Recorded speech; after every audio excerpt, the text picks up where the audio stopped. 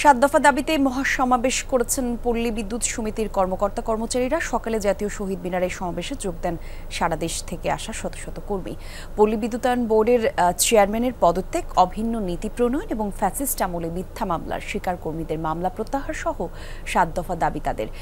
শ্রীলঙ্কা আবারও রপ্তানিতে শীর্ষে। শহীদ মিনারে গেল ১২ দিন ধরে অবস্থান কর্মসূচি পালন করছেন তারা। এখন পর্যন্ত সরকারের তরফ থেকে কোনো ইতিবাচক সাড়া না মেলায় মহাসমাবেশের ডাক দিয়েছেন তারা। সারা দেশের ৮০টি পল্লী বিদ্যুৎ সমিতির কর্মীরা মহাসমাবেশে যোগ দেন। দ্রুত দাবি আদায় না হলে আরও কঠোর কর্মসূচি দেওয়ার হুঁশিয়ারি দিয়েছেন তারা। আমরা যেভাবে যে সার্ভিস কোড চাকরি করি, ওনারা তাদের প্রেসক্রাইব করা একটা সার্ভিস কোড, তারা যে সার্ভিস কোডটা দিয়েছে তাদের নিজের ইচ্ছা মতো।